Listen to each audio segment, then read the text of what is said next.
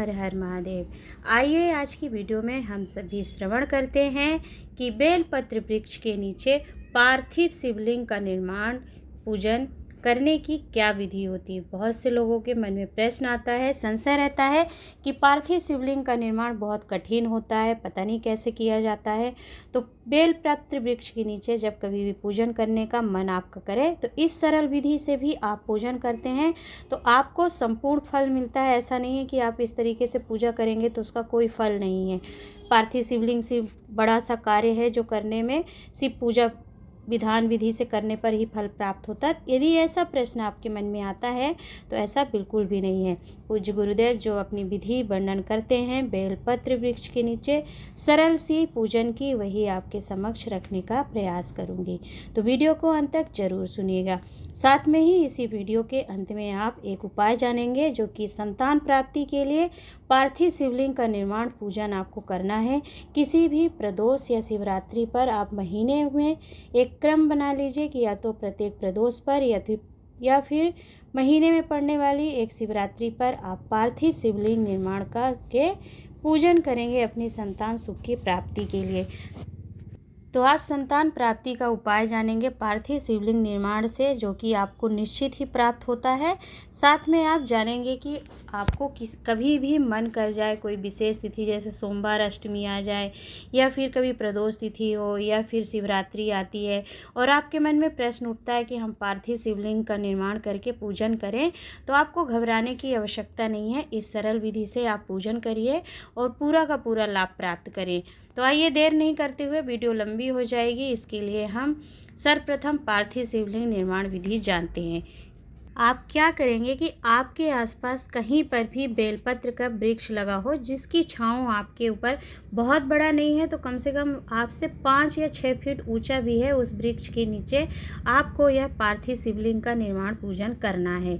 ध्यान रखिएगा कितनी हाइट का, मतलब आप यदि 5 या 6 फीट के हैं तो उससे ऊपर 7 फीट का बेलपत्र का वृक्ष होना चाहिए। उसके आसपास पहुंच जाइए और वहां पर पहले मिट्टी को थोड़ा सा साफ कर लीजिए, पत्ते पड़े हैं या कुछ चीज़ें गिरी हैं उसको साइड कर लीजिए। और साफ करने के बाद फिर आप बेलपत्र वृक्ष के नीचे जो मिट्टी है, अलग से आपको मिट्टी ले जाने की आवश्यकता नहीं है, जो मिट्टी है उसी मिट्टी से आप शिवलिंग का निर्माण करेंगे। तो सर्वप्रथम थोड़ा सा गंगा जल लेकर के जाइएगा और जल का मिट्टी पर सिंचन करके सर्वप्रथम मिट्टी को स्वच्छ करिए और मिट्टी को पिंडी नुमा देखिए, जिस प्रकार मैं शिवलिंग की आकृति बना रही हूँ, मात्र इतना ही एक पिंड आकृति दे करके आप यदि पूजा आराधना करते हैं बेलपत्र वृक्ष के नीचे तो वह आपका पार्थिव शिवलिंग का पूजन माना जाता है, क्योंकि पिंडी में ही भगवान शिव, ब्रह्मा, विष्णु, 33 कोटि देवी देवताओं का स्थान होता है और माता पार्वती भी पिंडी रूप में पूज्य होती हैं। तो यदि आप पिंडी के रूप में ही आकृति को खड़ा करके पूजन करेंगे तो वह भी आपको फल प्रदान करने वाला होता है। सर्वप्रथम आपकी पूजा का कोई भी साक्षीकरण जो कराता है वो दीप होता है। तो लंबी बाती का एक दीपक आप प्रज्वलित करिएगा। देखिए आप पार्थिव शिवलिंग निर्माण पूजन कर रहे हैं तो आपकी कोई भी कामना के लिए आप कर सकते हैं, परंतु 2 कार्य अवश्य पूर्ण होते हैं बेलपत्र वृक्ष के नीचे और समी वृक्ष के नीचे करने से। पहला तो ये कि यदि आप इसके नीचे से भूलवश भी गुजर जाते हैं, वहाँ से स्थान से निकलते हैं, तो ना जाने आपके कितने पाप नष्ट हो सकते हैं और आपको देवाधिदेव महादेव के ज्योतिर्लिंग के दर्शन का फल भी प्राप्त होता है। तो अपनी पूजा की साक्षी के लिए कि आपने पार्थिव पूजन निर्माण किया है, उसके लिए एक लंबी बाती का दीप प्रज्वलित कर लीजिए, क्योंकि लंबी बाती का दीप आपको धन संपदा वैभव को बढ़ाता है और वंश की वृद्धि करता है। तो यह दोनों चीज़ें बढ़ने के लिए और बढ़ोतरी के लिए आपको लंबी बाती का प्रयोग हमेशा करना चाहिए।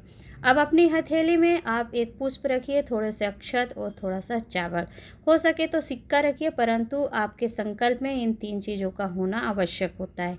संकल्प लीजिए कि हे प्रभु, मैं आपकी इस कामना से पार्थिव शिवलिंग का निर्माण करके पूजन करने जा रहा हूँ। तो मेरी यह कामना है, इस कामना से कर रहे हैं तो आप हमारी इस कामना को पूर्ण करें।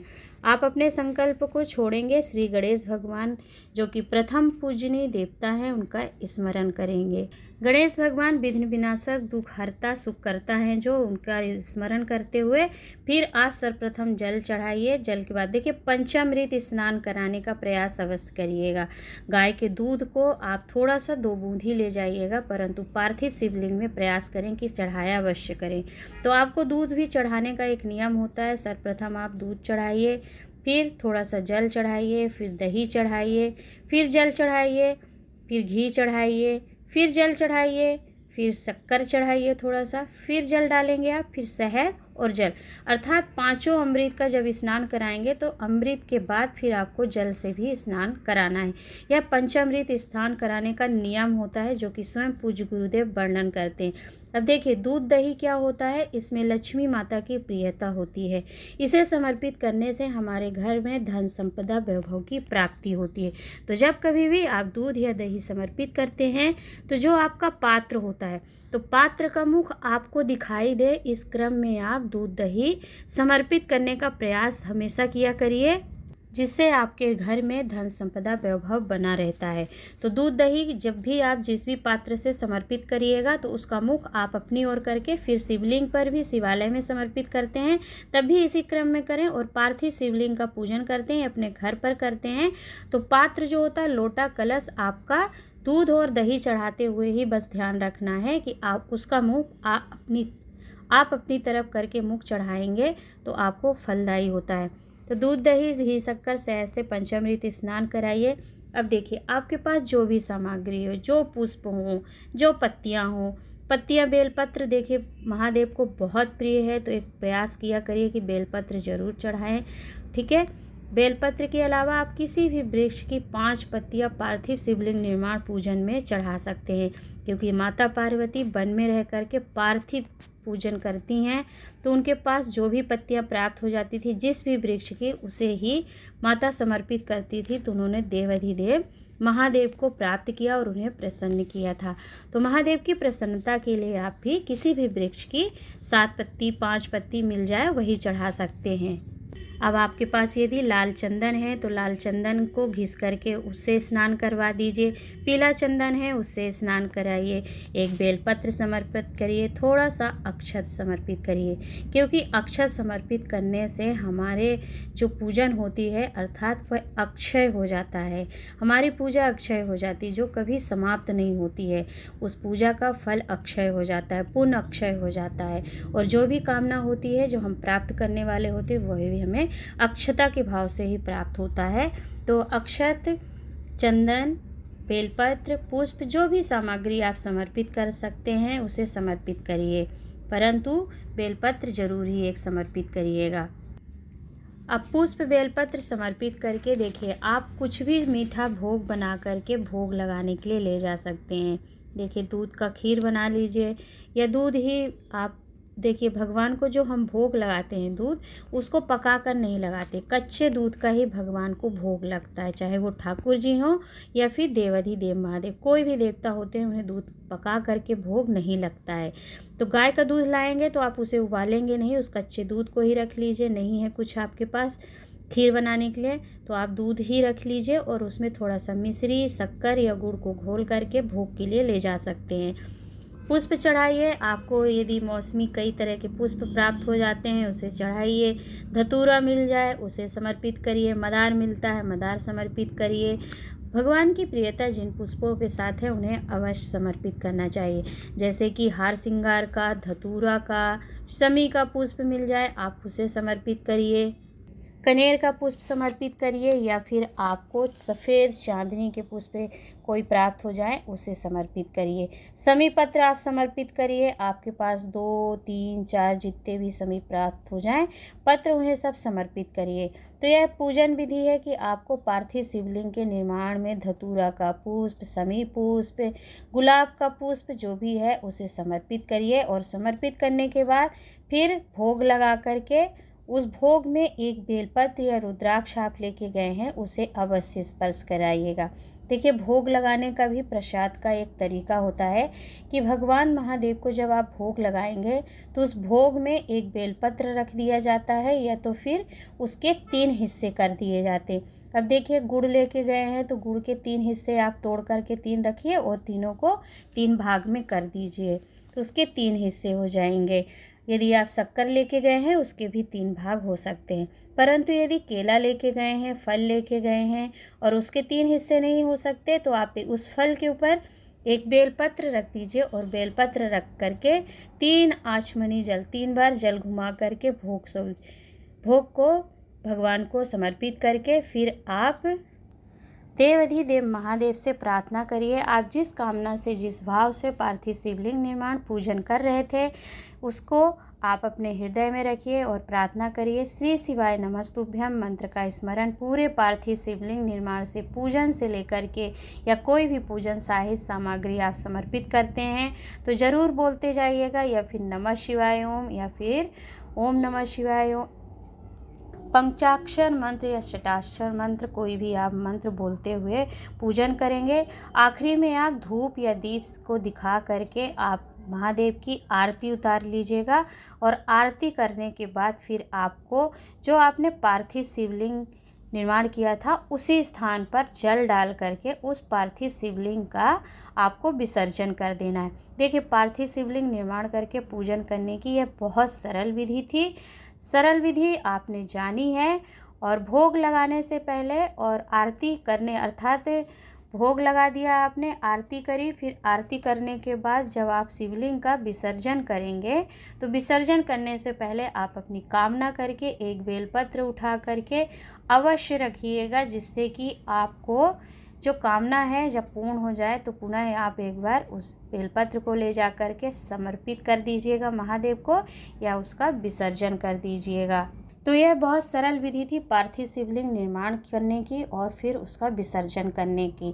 अब देखिए पूज्य गुरुदेव कई बार वर्णन करते हैं संतान प्राप्ति के लिए कि यदि जिन नारियों को संतान नहीं है और कई वर्ष हो गए, देखिए वर्ष में पूज्य गुरुदेव यहाँ तक वर्णन करते हैं कि यदि 20 से लेकर 25 वर्ष हो गए हैं और जिनको संतान नहीं हुई है तो उनको संतान प्राप्ति के लिए, और यहाँ तक बात कहते हैं कि डॉक्टर को आपने कई बार दिखा लिया और आपको डॉक्टर साफ मना कर रहे हैं कि आपके संतान नहीं होगी, आपको संतान सुख मिल ही नहीं सकता। ऐसे यदि आपको कोई समस्याएं हैं संतान प्राप्ति में और आप चाहते हैं कि आपके बाबा झोली भरे, संतान सुख आपको भी प्राप्त हो, वंश की वृद्धि हो, उसके लिए पूज्य गुरुदेव कहते हैं कि प्रत्येक माह में प्रदोष तिथि पड़ती है।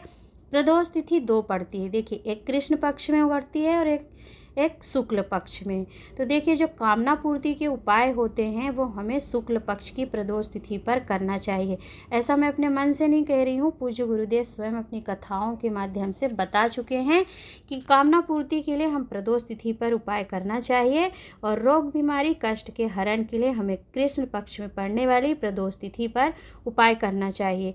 तो देखिए यदि आप संतान प्राप्ति के उपाय का नियम ले रहे हैं तो आप प्रदोष तिथि चाहे शुक्ल पक्ष में पड़े चाहे कृष्ण पक्ष में, प्रत्येक माह में पड़ने वाली दोनों पक्ष की शिवरात्रि प्रदोष तिथि या फिर एक माह में एक शिवरात्रि तिथि पड़ती है, तो दोनों में से कोई तिथि जो आपके लिए सरल हो तो आप माह की एक ले सकते हैं।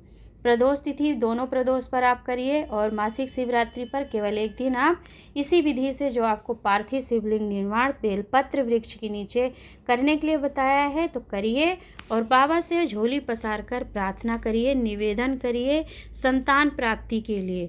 और आपको देखिए बस आपको ध्यान रखना है कि संतान प्राप्ति की कामना से जब आप पार्थिव शिवलिंग का निर्माण करें प्रदोष तिथि या शिवरात्रि पर बेलपत्र वृक्ष के नीचे, तो आप क्या करेंगे कि जो मिट्टी उस स्थान की लेकर के आप पिंडी उठा रहे हैं उस मिट्टी को उठाएंगे तो उठा करके थोड़ा सा उसमें आप गाय का दूध, घी, मक्खन हो उसे या फिर दही, इन सामग्री को मिला करके उस शिवलिंग को फिर पिंडी नुमा उठा करके फिर उसका विधि विधान से पूजन करिए, आरती करिए, झोली पसार कर भोग लगाइए और प्रार्थना करिए कि हे बाबा हमारी झोली भी भरे।